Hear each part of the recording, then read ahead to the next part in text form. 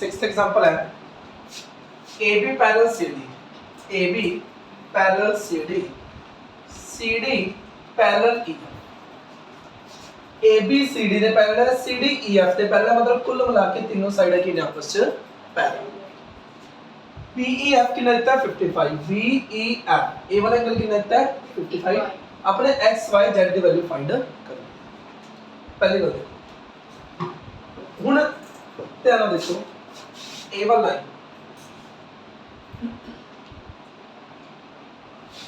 इस लाइन के पैरेलल, चाहे ए वाला लाइन दे कह दो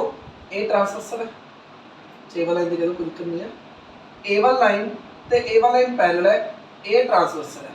ए लाइन पैरेलल है, ए ट्रांसवर्सल है। चेक करो ए वाला एंगल ते ए वाला एंगल की बनाएंगे, कोई इंटीग्रल बनाएंगे। देखो पैरेलल ते ट्रांसवर्सल विच ए वाला एंगल है, पैरेलल ते ट्रांसवर्सल विच ए वाला एंगल बन रहा है। देखो ए लाइन इस दे पैरेलल है, ए ट्रांसवर्सल है, ए वाई है, ए 55 है। अपन पता है ये दोनों की ने को इंटीरियर ने की ने को इंटीरियर है ते दोनों का सम कितना होगा 180 डिग्री होगा, कितना होगा 180 डिग्री। समझ आया कि मैं कितना मैंने दोबारा से सुनो। आप कहेंगे कि जो CD है वो पैरेलल है EF के, जो CD है वो EF के पैरेलल है, ते जो ED लाइन है वो ट्रांसवर्सल है, जो ED है वो ट्रांसवर्सल लाइन है, ED विचों गुजर के जा रही है, ट्रांसवर्सल है। ता y plus 55 equal to 180, y plus 55 equal 180 क्यों? को इंटीरियर एंगल। दोबारा से सुनो, A1 लाइन इस दे पैरेलल है, A ट्रांसवर्सल है, ता A1 एंगल ते A1 एंगल की बन गए को इंटीरियर एंगल, ता y plus 55 equal to 180 को इंटीरियर एंगल।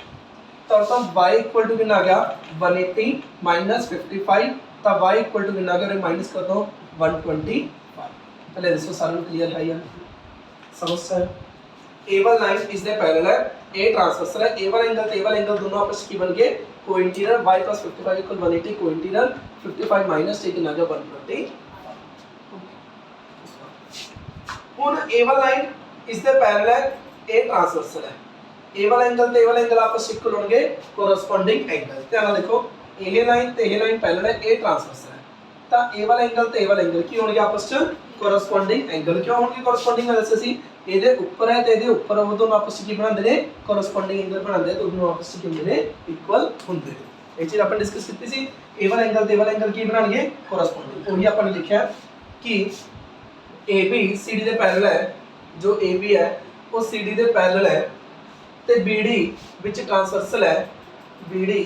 ਵਿੱਚ ਟ੍ਰਾਂਸਵਰਸਲ ਹੈ, ਤਾਂ ਜੋ x और y ਦੇ ਇਕੁਅਲ ਹੋਆ, ਐਂਗਲ x ਐਂਗਲ y ਦੇ ਇਕੁਅਲ ਹੋਆ। ਕਿਉਂ? ਕੋਰਸਪੋंडिंग। ਤਾਂ ਇਸ ਕਰਕੇ y ਦਾ ਆਪਣਾ 125 ਆ ਰਿਹਾ ਤਾਂ x ਵੀ ਕਿੰਨਾ ਆ ਗਿਆ ਆਪਣਾ 125। ਸਮਝ ਸਕਦੇ x ਤੇ y ਨਿਕਲਦਾ। ਹੁਣ ਇੱਕ z ਚ ਸਭ ਤੋਂ ਵੱਡੀ ਗਲਤੀ ਦੱਸਦਾ ਜਿਹੜੀ ਕਰਦੇ ਨੇ। ਪਹਿਲੇ ਉੱਤੇ ਦੇਖ ਲਓ,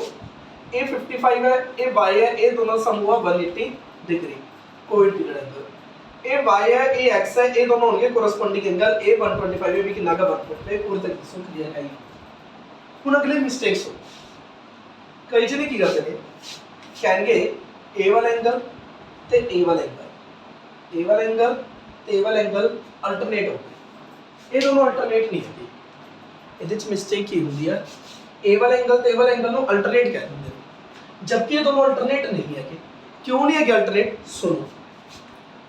ਜਿਵੇਂ ਇਹ ਦੋ ਲੈਣਾ ਪੈਂਦਾ अल्टरनेट ए वाला एंगल ते ए वाला एंगल, ਤੁਸੀਂ ਕਹੋਗੇ ਉਹੀ ਤਾਂ ਹੈ, ਇੱਧਰ ਤੇ ਇੱਧਰ ਉਹੀ ਚੀਜ਼ ਤਾਂ ਹੈ। ਲੇਕਿਨ ਧਿਆਨ ਦਿਓ, ए लाइन पैरेलल है, ए ट्रांसवर्सल है, पैरेलल ट्रांसवर्सल आ देखो पैरेलल ते ट्रांसवर्सल ਇਹਦੇ ਵਿੱਚ ਬਣ ਰਿਹਾ ਹੈ, ट्रांसवर्सल ਤੇ पैरेलल ਦੇ ਵਿੱਚ ਬਣ ਰਿਹਾ ਹੈ, ट्रांसवर्सल ਤੇ पैरेलल ਦੇ ਵਿੱਚ ਬਣ ਰਿਹਾ ਹੈ। ਉਹਨੇ ਚੈੱਕ ਕਰੋ, पैरेलल लाइन में थोड़ा डार्क कर दिया, ਅਸੀਂ पैरेलल लाइन ट्रांसवर्सल लाइन में डार्क चेक करो। पूरे ट्रांसवर्सल ਤੇ पैरेलल ਇਹਦੇ ਵਿੱਚ ਤਾਂ y ਬਣ ਰਿਹਾ ਹੈ, ਲੇਕਿਨ ਪੂਰੇ ट्रांसवर्सल ਤੇ पैरेलल ਵਿੱਚ z ਨਹੀਂ ਬਣ ਰਿਹਾ। ਇਹਦਾ ਅਲਟਰਨੇਟ ਇਹ ਪੂਰਾ ਹੁੰਦਾ। ਸਮਝ ਸਕੀ ਗੱਲ? ਜਿਹੜਾ ਇਸ ਐਂਗਲ ਦਾ ਅਲਟਰਨੇਟ ਹੋਊਗਾ ਨਾ ਉਹ ਇੰਨਾ ਕਿ ਨਹੀਂ ਹੋਊਗਾ। ਮਿਸਟੇਕ ਬਹੁਤ ਜਣੇ ਕਰਦੇ ਨੇ, ਕਹਿੰਗੇ y ਤੇ z ਆਪਸ ਵਿੱਚ ਅਲਟਰਨੇਟ ਹੋ ਗਏ, ਜਦਕਿ a ਵਾਲਾ ਐਂਗਲ ਤੇ a ਵਾਲਾ ਐਂਗਲ ਅਲਟਰਨੇਟ ਨਹੀਂ ਹੋਣਗੇ। a ਵਾਲਾ ਐਂਗਲ ਤੇ ਪੂਰਾ ਐਂਗਲ ਅਲਟਰਨੇਟ ਹੋਣਗੇ। पर ਆਪਾਂ ਨੇ ਸਿਰਫ ਇੰਨਾ ਫਾਈਂਡ ਕਰਨਾ ਹੈ ਕਿਉਂਕਿ ਕਿਵੇਂ ਫਾਈਂਡ ਕਰਦੇ ਨੇ ਅਲਟਰਨੇਟ ਪੈਰਲਲ ਤੇ ਟ੍ਰਾਂਸਵਰਸਲ ਦੇ ਵਿੱਚ ਬਣ ਰਹੇ ਹੋਵੇ ਪੈਰਲਲ ਤੇ ਟ੍ਰਾਂਸਵਰਸਲ ਵਿੱਚ ਬਣ ਰਹੇ ਹੋਵੇ ਪੈਰਲਲ ਤੇ ਟ੍ਰਾਂਸਵਰਸਲ ਦੇ ਵਿੱਚ ਬਣ ਰਹੇ ਹੋਵੇ ਤਾਂ ਇਹ ਅਲਟਰਨੇਟ ਪੂਰਾ ਹੈ ਨਾ ਕਿ ਇਹ ਵਾਲਾ ਤਾਂ ਆਪਾਂ ਅਲਟਰਨੇਟ ਨਾਲ ਫਾਈਂਡ ਨਹੀਂ ਕਰ ਸਕਦੇ ਇਹਨੂੰ ਗੱਲ ਸਮਝੋ ਤਾਂ ਹੁਣ ਫਾਈਂਡ ਕਿਵੇਂ ਹੋਗਾ ਧਿਆਨ ਨਾਲ ਚੈੱਕ ਕਰੋ ਇਹ ਲਾਈਨ ਇਸ ਦੇ ਪੈਰਲਲ ਹੈ ਇਹ ਟ੍ਰਾਂਸਵਰਸਲ ਹੈ ਇਹ ਵਾਲਾ ਐਂਗਲ ਤੇ ਪੂਰਾ ਐਂਗਲ ਇਹ ਵਾਲਾ ਐਂਗਲ ਤੇ ਪੂਰਾ ਐਂਗਲ ਦੇਖੋ ਪੈਰਲਲ ਟ੍ਰਾਂਸਵਰਸਲ ਇਹ ਬਣ ਰਿਹਾ ਪੈਰਲਲ ਟ੍ਰਾਂਸਵਰਸਲ ਇਹ ਬਣ ਰਿਹਾ ਤਾਂ ਇਹ ਦੋਨਾਂ ਦਾ ਸਮ 180 ਹੋਊਗਾ ਕੋ ਇੰਟੀਰੀਅਰ ए वाला एंगल ते ए वाला एंगल का सम 180 होगा ए लाइन इस दे पैरेलल है ए ट्रांसवर्सल है पैरेलल ते ट्रांसवर्सल विच ए 90 बन रहा पैरेलल ते ट्रांसवर्सल विच ए वाला एंगल बन रहा तो आप कह सकते हैं 90 प्लस z प्लस 55 इक्वल 180 आप की लिखांगे AB parallel EF AB parallel EF आप कह सकते हैं 90 प्लस z प्लस 55 इक्वल 180 क्यों को इंटीरियर एंगल समझ चाहिए ਨਾਲ ਮੈਂ ਗਲਤੀ ਵੀ ਦੱਸ ਰਿਹਾ ਕਿ ਮੇਜ਼ਰ ਇਹਦੇ ਵਿੱਚ ਮਿਸਟੇਕ ਕੀ ਹੁੰਦੀ ਹੈ ਮੇਜ਼ਰ ਮਿਸਟੇਕ ਇਹ ਹੁੰਦੀ ਹੈ ਕਿ ਆਪਾਂ ਇਹ ਵਾਲਾ ਐਂਗਲ ਤੇ ਇਹ ਵਾਲਾ ਐਂਗਲ ਨੂੰ ਅਲਟਰਨੇਟ ਕਰਦੇ ਹਾਂ ਇਹ ਵਾਲਾ ਐਂਗਲ ਇਸ ਤੇ ਅਲਟਰਨੇਟ ਹੋਊਗਾ ਇਸ ਤੇ ਨਹੀਂ ਹੁੰਦਾ ਕਿਉਂਕਿ ਉਹਨੇ ਪੈਰਲਲ ਤੇ ਟ੍ਰਾਂਸਵਰਸਲ ਵਿੱਚ ਇਹ ਵਾਲਾ ਬਣ ਰਿਹਾ ਹੈ ਉਹਨੇ ਪੈਰਲਲ ਤੇ ਟ੍ਰਾਂਸਵਰਸਲ ਵਿੱਚ ਇਹ ਵਾਲਾ ਬਣ ਰਿਹਾ ਹੈ ਤਾਂ ਇਸ ਦਾ ਅਲਟਰਨੇਟ ਪੂਰਾ ਹੋਊਗਾ ਨਾ ਕਿ ਇੰਨਾ ਇਹ 9 ਇਹ ਵਾਲਾ ਐਂਗਲ ਪਲੱਸ ਇਹ ਪੂਰਾ ਐਂਗਲ ਇਕੁਅਲ ਟੂ 180 ਹੋਊਗਾ ਕੋ ਇੰਟੀਰੀਅਰ ਐਂਗਲ ਤਾਂ ਉਹ ਤੁਸੀਂ ਫਾਈਂਡ ਕਰ ਸਕਦੇ ਹੋ 145 प्लस z इक्वल टू 180 अब तो z कितना आ गया 180 माइनस 145 तो z कितना आ गया 35 समझ सकते ਹੁਣ ਉਹਨੇ ਹਰ ਕੁਐਸਚਨ ਦੀ ਤਰ੍ਹਾਂ ਇੱਕ ਰੀਜ਼ਨ ਚ ਮੈਂ ਤੁਹਾਨੂੰ ਸ਼ਾਰਟ ਚ ਦੱਸਦਾ ਕੱਲੇ ਡਾਇਗਰਾਮ ਤੋਂ ਵੀ ਆਪਾਂ ਨੇ ਕਿਵੇਂ ਸੋਲਵ ਕੀਤਾ ਹੈ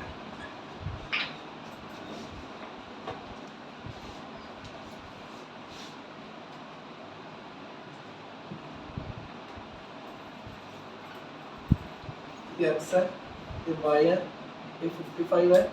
ये z है ये 90 ठीक है सब तो पहले तो की कितना अपने चेक करो a वाला एंगल 55 है a वाला एंगल प्लस a वाला एंगल 180 होगा क्यों पैरेलल ते ट्रांसवर्सल ਦੇ ਵਿੱਚ ਬਣ ਰਿਹਾ ਇਹ ਦੋਨੋਂ ਸਮ ਕੋਇੰਟੀਡ ਹੋ ਗਿਆ y 55 180 ਤਾਂ ਇਹ ਵਾਲਾ एंगल ਕਿੰਨਾ ਆ ਗਿਆ 120 ਜੇ a 125 है a भी 125 हो कोइंटीरियर क्यों होगा क्योंकि पैरेलल ट्रांसवर्सल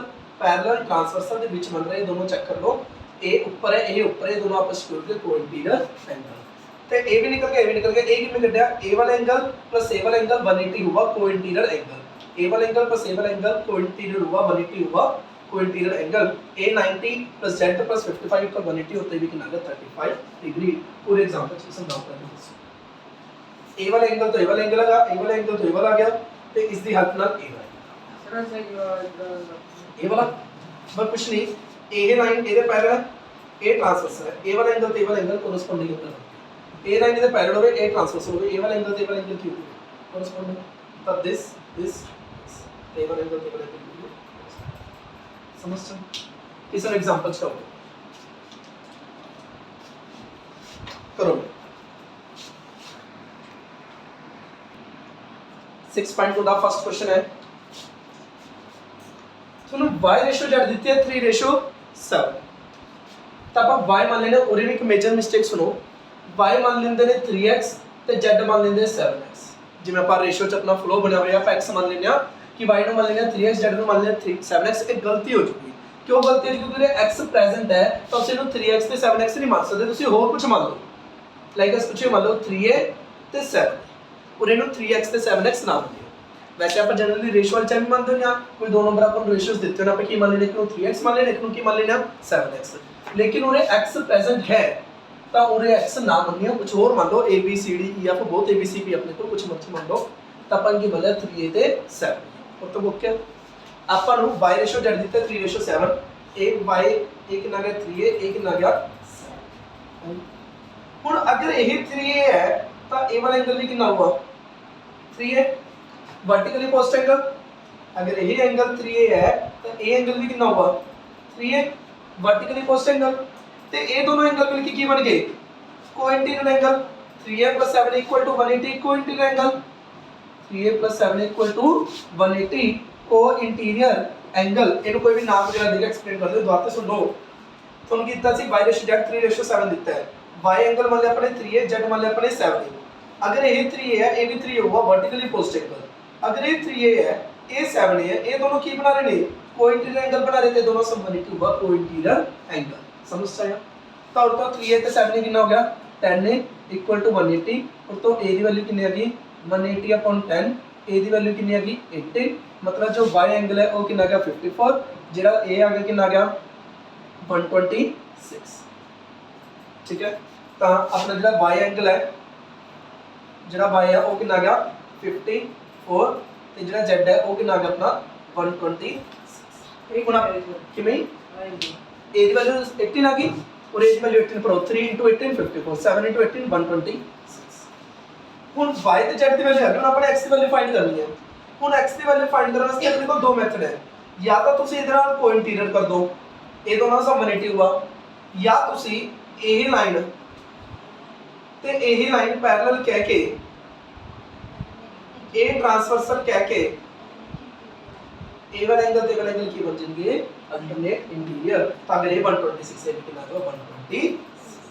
दोनों मेथड सही है जेड़ा मर्जी बना दो तब पूरा क्वेश्चन शुरू कीजिएगा y रेशियो z देता थी 3 रेशियो 7 तब y मान लिया 3a 3x ना मान लिया क्योंकि x पूरे प्रेजेंट है y की मान लिया 3a z की मान लिया 7a a 3a है a 7a है अगर a 3a है a भी 3 हुआ वर्टिकली अपोजिट एंगल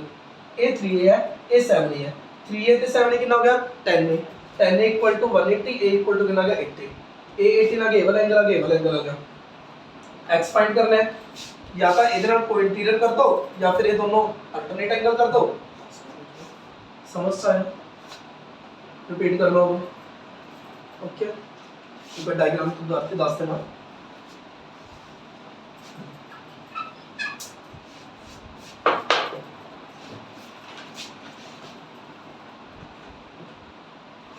ये एक्सिस से ये वाई से ये जेड से तो y रेशियो z 3 रेशियो ये देता है a मान लिया 3 है a मान लिया 7 है अगर ये 3a है a भी 3a होगा 3a ਤੇ 7 ਦਾ ਸਮ 180 a आ गया 18 a 18 आ गया था एंगल y आ गया अपना 54 ਤੇ a वाला एंगल आ गया अपना 120 ਹੁਣ x एंगल चाहे x ਤੇ z अल्टरनेट इंटीरियर कह दो ता 126 हुआ या फिर दोनों सम 180 कह दो ता 126 हुआ जन मर्जी क्या समझ राइट सेकंड क्वेश्चन है A B parallel C D जो ए बी है वो सी डी दे पैरेलल है E F perpendicular C D जो ई एफ है वो सी डी दे परपेंडिकुलर है 90 दे रखा है जी ई डी 126 देता है जी ई डी मतलब ए वाला एंगल कितना देता है 126 ए वाला एंगल 126 है जी दी 90 है तो ए वाला एंगल उससे कितना होगा माइनस कर दो 36 क्योंकि पूरा 126 है जिदी चन्ना का 90 है ते वाला एंगल कितना होगा 36 आपने पूछा नहीं पर काटता लोड पे किया ठीक है नहीं लोड पे ही था ठीक फाइंड करना पड़े AGE की फाइंड करना है AGE ए वाला एंगल चेक करो कितना अल्टरनेट होगा ए 36 ਨਾਲ ਅਲਟਰਨੇਟ ਹੋਗਾ 90 ਨਾਲ ਅਲਟਰਨੇਟ ਹੋ ਕੇ ਪੂਰੇ ਨਾਲ ਹੋਗਾ ਪੈਰਲਲ ਤੇ ਟ੍ਰਾਂਸਵਰਸਲ ਵਿੱਚ ਇਹ ਵਾਲਾ ਬਣ ਰਿਹਾ ਹੈ पैरेलल ਤੇ ट्रांसवर्सल ਇਹ ਬਣ ਰਿਹਾ पैरेलल ਤੇ ट्रांसवर्सल पैरेलल ਤੇ ट्रांसवर्सल पूरा 126 बन रहा है ਤਾਂ एंगल AGE इक्वल होगा एंगल GED ਦੇ ਪਿੱਛੇ ਰੀਜ਼ਨ ਲਿਖੋਗੇ ਕਿਉਂ अल्टरनेट अल्टरनेट इंटीरियर एंगल ਤਾਂ ਇਸ ਕਰਕੇ ਸੋ एंगल GED कितना आ गया अपने को 126 डिग्री दोबारा से कुछ भी नहीं सी क्वेश्चन ए तो 126 देता है तो ये भी 126 आ गया अल्टरनेट इंटीरियर एंगल अभी की फाइंड करना जीईएफ की फाइंड करना जीईएफ ਉਹਦਾ फाइंड करी चुके ਆਪਾਂ जीईएफ एंगल जीईएफ ਕਿਵੇਂ फाइंड ਕੀਤਾ ਸੀ ਆਪਣੇ ਇਹ जीईएफ ਕਿਵੇਂ फाइंड ਕੀਤਾ ਸੀਗਾ GED ਚੋਂ FED ਮਾਈਨਸ ਕੀਤਾ ਆਪਣੇ ਇਹਦੇ ਵਿੱਚੋਂ ਇਹ ਵਾਲਾ एंगल ਮਾਈਨਸ ਕੀਤਾ ਇਸ एंगल ਦਾ ਕੀ ਨਾਮ ਹੈ इस एंगल का की नाम है G तो शुरू होके E ते आके D ते जा रहे हैं GED चो की माइनस कितना अपने A वाला एंगल इस एंगल का की नाम है FED की नाम है FED GED ये पूरा एंगल है क्या 126 वो है क्या 90 कितना आ गया 36 तो जो GEF है वो कितना आ गया 36 जरूर बस इन्हां नूं लिखिया अपने होर कुछ नहीं ये तो 126 दिता सी ਤੇ ਇਹ ਵਾਲਾ 126 ਆ ਗਿਆ ਅਲਟਰਨੇਟ ਇੰਟੀਰੀਅਰ ਬਸ ਇਹ ਨਾਮ ਲਿਖ ਰਹੇ ਧਿਆਨ ਨਾਲ ਚੱਲਦੇ ਇਹ ਵਾਲਾ ਐਂਗਲ ए वाला एंगल देखो इस एंगल का नाम क्या है ए जी ई, ये पूरे एंगल का नाम क्या है जी ई डी। जिस ते बन रहा है ਉਹਨੂੰ ਵਿੱਚ ਇੱਕ ਸਾਈਡ जी है एक साइड डी है, तो इस एंगल का नाम होगा जी ई डी। ए 126 है पूरा, ते भी 126 आ गया क्योंकि ए वाला एंगल ते ए वाला एंगल अल्टरनेट इंटीरियर समझ। ਹੁਣ ਇਹ ਪੂਰਾ 126 ਸੀਗਾ, ਇਹ 90 ਸੀ, ਤਾਂ ਇਹ ਕਿੰਨਾ हुआ पूरा 126 से 90 से 36 हुआ। तो वही लिखा मैंने कि ए वाला एंगल किवें फाइंड किया GEF किवें फाइंड किया GED चो FED माइनस करता GED चो FED माइनस करता तो क्या बन गया GEF बच गया ओरिजिनल भी 36 डिग्री। समझ आगे क्या फाइंड करना FGE FGE ए वाला एंगल, ए वाला 126 से निकल चुका है ना, ए वाला एंगल दे वाला एंगल की बन रहे ने लीनियर पेयर, ए वाला एंगल प्लस ए वाला एंगल पूरा लीनियर पेयर नहीं बन रहा, की लिखोगे AGE angle AGE plus FGE plus FGE equal 180। बस लिखने का तरीका आना चाहता है, क्वेश्चन का बहुत इजी है। A 126 सी A 126 आ गया, A 126 C A 90 C A 36 आ गया, A 126 है पूरा 180 ਹੁੰਦਾ है, तो 180 जो 126 माइनस कर देंगे AGE कितना अपने को 126 प्लस FGE इक्वल टू 180, तो FGE ਇਹਦੇ ਕੋਲ ਆ ਗਿਆ 180 ਮਾਈਨਸ 126, तो FGE ਕਿੰਨਾ ਆ ਗਿਆ ਤੁਹਾਡੇ ਕੋਲ 50। ਸਮਝ ਚੱਲੀ ਗੱਲ। ਤਾਂ ਕੁਐਸਚਨ ਕੀ ਸੀਗਾ, ਇਹ ਪੂਰਾ 126 ਹੈ, ਇਹ ਪੂਰਾ 126 ਹੈ, पूरा 126 सी A 90 सी 126 ਤੋਂ 90 माइनस कितना है 36 है। आगे वाला एंगल फाइंड करना है A 126 का पूरा क्लियर पे है 180 जो 126 माइनस कितना 50। समझ चली इज नो राइट। हाँ जी देखो जरा जो P क्या हुआ है OST के पैरेलल है, P क्या हुआ A वाला एंगल दिखता है 110, RST A वाला एंगल दिखता है 130, फाइंड करना है वाला एंगल। जिवें अपन एग्जांपल ਦੇ ਵਿੱਚ ਕੀਤਾ ਸੀਗਾ, ਹੁਣ ਆਪਾਂ ਸੋਚ ਰਹੇ ਇਸ ਐਂਗਲ ਤੇ ਇਸ ਐਂਗਲ ਦਾ ਕੀ ਰਿਲੇਸ਼ਨ ਹੈ, ਪੂਰੀ ਕੋਈ ਲਾਈਨ ਪੈਰਲਲ ਤਾਂ ਹੈ ਨਹੀਂ, ਤਾਂ ਰਿਲੇਸ਼ਨ ਕਿੱਥੋਂ ਆਊਗਾ। ਜਿਵੇਂ ਆਪਾਂ ਐਗਜ਼ਾਮਪਲ ਨੇ ਕੀਤਾ ਸੀਗਾ ਕਿ ਇਹ ਦੋਨਾਂ ਦਾ ਕੋਈ ਡਾਇਰੈਕਟ ਰਿਲੇਸ਼ਨ ਨਹੀਂ ਹੈਗਾ, ਕਿ ਪਿਛਲੇ ਐਕਸਰਸਾਈਜ਼ ਕੀਤਾ ਸੀ ਇਹਦੇ ਕੀਤਾ ਸੀ ਆਪਾਂ ਨੇ, ਆਪਾਂ ਕੀ ਕਰਦੇ ਹਾਂ ਉਹਦੇ ਇੱਕ ਪੈਰਲਲ ਲਾਈਨ ਬਣਾ ਦਿੰਦੇ ਹਾਂ। ਹੁਣ ਚੈੱਕ ਕਰੋ A ਵਾਲਾ ਐਂਗਲ ਤੇ A ਵਾਲਾ ਐਂਗਲ ਕੀ ਬਣ ਗਏ ਕੋਇੰਟੀਨਿਊਡ ਐਂਗਲ, A वाला एंगल A वाला एंगल की बन गए कोइंसिडेंट एंगल। अगर 110 है कितना आ गया 70 डिग्री, कितना आ गया 70। हुन चेक करो A वाला एंगल ते A वाला एंगल ये भी दोनों की बन गए कोइंसिडेंट, ये दोनों भी की बन गए कोइंसिडेंट। अगर ये 130 है कितना आ गया 50 डिग्री। हुन चेक करो A 70 है A 50 है तो कितना आ जाएगा 60 डिग्री। 70 ਤੇ 50 120 क्योंकि पूरा कितना ਹੁੰਦਾ है 180 ਤੇ वाला आ गया 60 ही अपन फाइंड करना से समझ है। अपन ਕੀਤਾ एक पैरेलल लाइन ड्रॉ की, अगर ये 110 है तो 70 आ गया कोइंसिडेंट एंगल, अगर ये 130 है ये 50 आ गया कोइंसिडेंट एंगल, ये 70 है ये 50 है 120 हो गया तो ये वाला 60 डिग्री की अपन फाइंड करना समझ चली। कोई डाउट किसी को?